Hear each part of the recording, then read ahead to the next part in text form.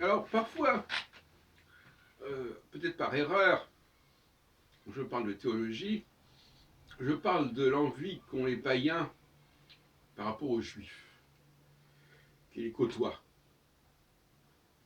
et qu'ils admirent quelque part. Mais en réalité, ce que convoitent les païens, qui sont dans une sorte de panthéisme en fin de compte, mais il y a un certain monothéisme que je l'ai dit dans une précédente discussion Café Philo. Ce que les chrétiens appellent Dieu, c'est une forme de panthéisme en réalité. Quand ils disent que Dieu a créé la totalité de l'univers, c'est d'ailleurs ce que disent aussi les juifs, même les musulmans, c'est du panthéisme. Le véritable monothéisme, c'est de dire qu'il y a un certain Dieu qui a joué un certain rôle dans l'univers et pas qui a créé l'univers. C'est pas du tout la même chose. Donc le panthéisme, c'est une sorte de naturalisme qui voudrait que ce Dieu soit omnipotent, omniscient, source de toutes choses, etc. Ce qui est du panthéisme. Passons.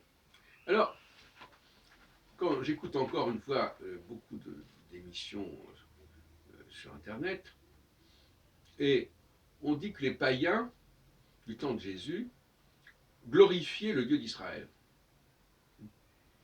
C'est l'expression que j'ai entendue. Je crois que c'est peut-être dans Matthieu 15, etc. Glorifier le nom d'Israël, le Dieu d'Israël, et par conséquent, c'est pas seulement le peuple hébreu. Ils sont envieux, ils sont jaloux du peuple hébreu parce que le peuple hébreu a une alliance avec ce Dieu. Et bien entendu que ce Dieu des Hébreux, on peut comprendre qu'on veuille aussi l'adorer quand on n'est pas hébreu, quand on n'a pas ce droit de naissance. Alors, ce qui est intéressant, c'est de revenir sur la question du tétragramme. Vous savez que j'ai proposé que le tétragramme soit lu Yahoud. Yahoud et pas Yahvé, je ne sais pas où il est Jéhovah. Il faut rajouter un dalet, enfin il faut remplacer le dernier He, puisqu'il y a deux He dans le tétragramme, par un dalet, qui fait 24, 25 au lieu de 26 en gematria, parce que le dalet vient juste avant le He. Et, ça donne d'ailleurs le delta en grec. Et Yahoud, c'est celui qui est glorifié en fin de compte. C'est celui qui est loué, c'est celui qui est remercié. Parce que Yahoud, c'est la même racine qui donne le mot classique en hébreu moderne, Toda. Toda, je te remercie, je remercie, merci. Toda Rabba, merci beaucoup. Donc c'est vrai que les Hébreux ont un culte consistant à remercier, on retrouve ça dans l'Eucharistie, l'Eucharistie en grec ça veut dire merci, à remercier ce Dieu pour avoir créé le monde auquel nous sommes et pour avoir élu ce peuple qui est au centre de ce monde, au centre au niveau spirituel, au niveau intellectuel, qui est en même temps très minoritaire.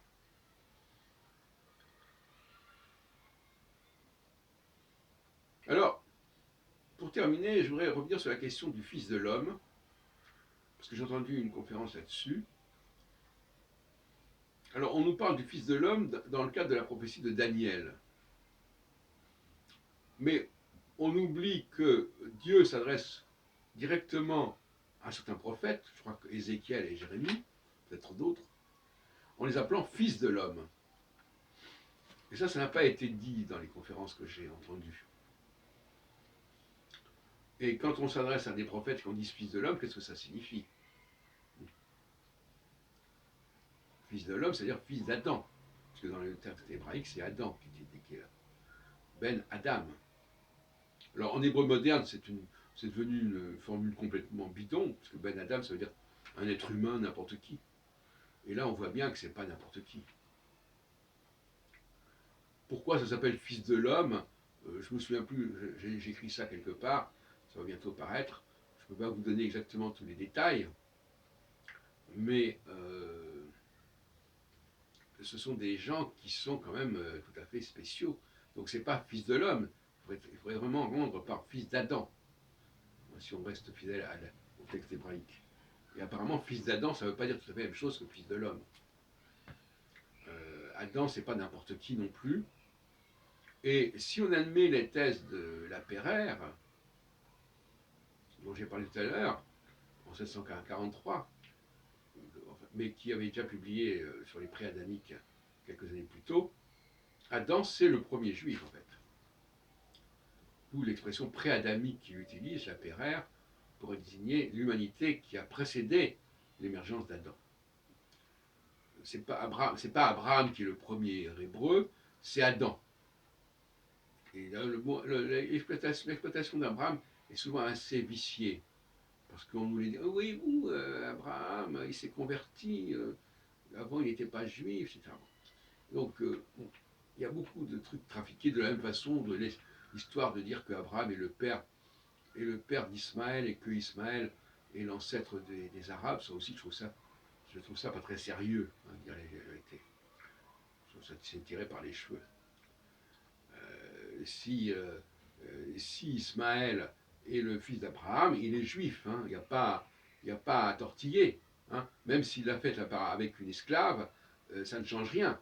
Même Jacob aussi, il a fait quelques fils des 12 tribus, il les a fait avec des esclaves. Du moment qu'il l'a fait, et en l'occurrence c'était le cas avec l'assentiment de sa femme, de son épouse légitime, ce sont vraiment des juifs qui est nés d'Abraham. De toute façon, c'est comme ça que ça se passe. Voilà, donc concernant toute la question des débuts du Pentateuque et même du premier livre de la Genèse, il y aurait beaucoup à dire, et ça a souvent été mal compris, mal traduit. On nous parle déjà, en fin de compte, c'est pour ça qu'il est là d'ailleurs, ce livre de la Genèse. S'il est là en tête du Pentateuque, c'est pas par hasard, c'est parce que c'est pas pour raconter l'histoire de l'univers. Non, c'est pour raconter ce qui s'est passé dans cet univers à partir de certaines dates, comment certains dieux, ce qu'on appelle le Deus Faber, ont créé notre humanité, ont créé notre monde à partir de choses qui existaient déjà avant, une sorte de chaos initial, si on veut, mais pas forcément un chaos, en fait, quelque chose qui était peu structuré, etc. Enfin, peu importe d'ailleurs. Et donc il faut relire de manière judaïque et hébraïque le livre de la Genèse et dire que déjà Adam, c'est pas n'importe qui Adam. Adam, c'est déjà le père du peuple élu, du peuple hébreu. Et en ce sens-là, je rejoins la Pereire, Isaac de la Pereire, au XVIIe siècle.